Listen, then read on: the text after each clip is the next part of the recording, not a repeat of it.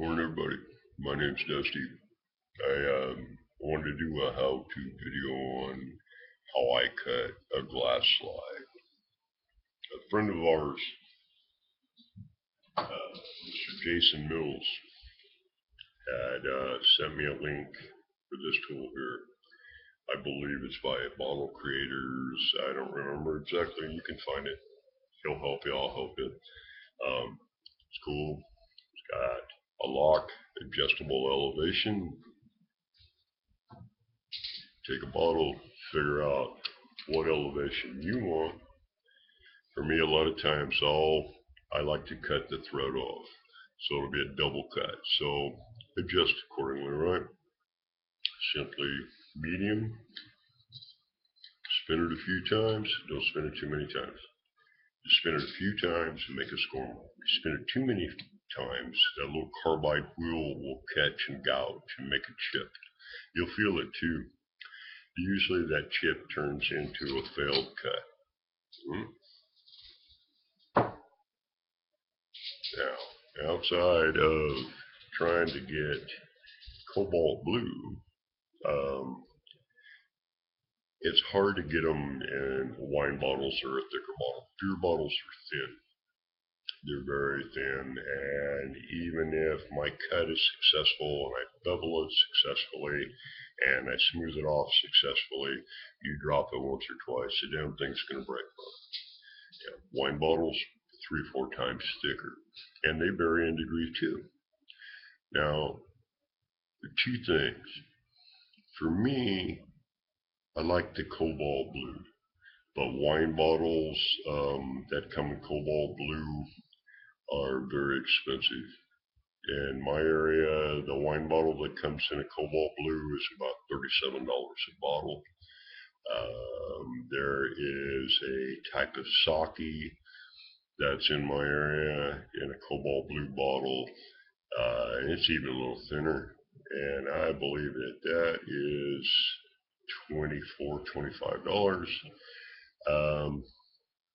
And then there's, I think Sky Vodka makes a good bottle that's in a cobalt blue, but it's also very expensive. So unless you're at remnants of a party, it's hard to collect bottles at that venture, right? Anyway, me, I like the clear ones. I take the clear ones, do the same thing, my elevation, make a score, and I use an adjustable speed Dremel. Mr. Randy Brett taught me this. And I use an 1.5-inch diamond wheel. Very thin, nice cut, but it's large enough diameter for my big fat paws. Score it. Medium speed, low speed, 15 to 17,000 RPMs is what I choose.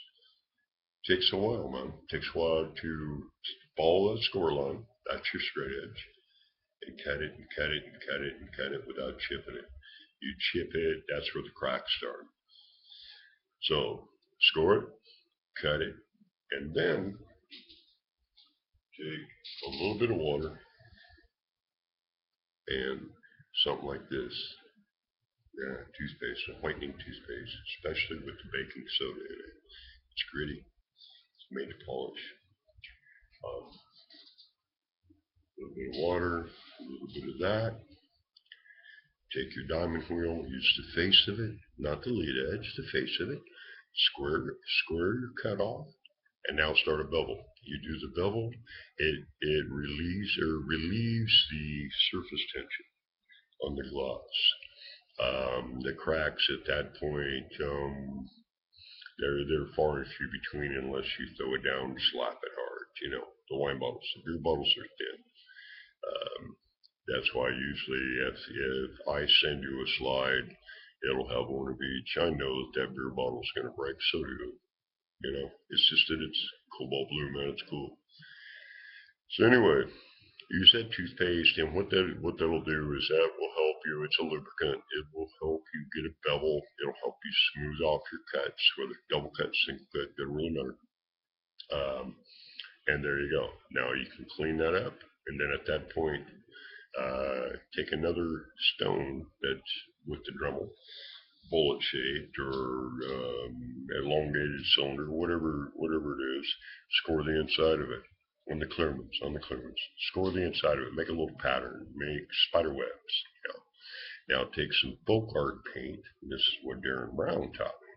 Take folk art paint, and on folk art paint, it's dedicated to different surfaces. The ones that I almost always get at the top on the cap will have a picture of a glass. They're dedicated to glass. Some are metal, some are wood, some are plastic, some are whatever. Of course, for me, cutting slides, I want the ones dedicated to glass. All right. Make your spider web, make your design on the inside of a clear bottle. Put in your paint, Q-tip. Too much, wipe it out, paper towel. Wiped out too much, put some more in, get it figured out. Now you've got your spider web or your design, whatever it is. Go in the oven, 350 degrees, bake it for half an hour. And the most important part to that is when you pull it out, let it cool to room temperature. That takes longer. It's a hard mode. So you make 10 slides or you can make one slide, but the end result's worth it. Yeah, so you got it, it's room temperature. You got your spider web in there. Now take an opposing color. In my case, it's usually black for the spider webs or white. All right. In some cases, pink and yellow, whatever. And then I do the cobalt blue on the inside. Now that bevel that we were talking about, that when you cut it, it gets that sugar look to it. Unless you spend a half an hour polishing it, that sugar look is there. Instead of me spending that 35 minutes for something I really don't care about, I take the folk art paint and I paint those cut edges. Paint them. Now I've repainted, I've got my spider web, I repainted the inside, and I've painted the cuts. Single cut, double cut. Back in the oven. 30 minutes, 350 degrees.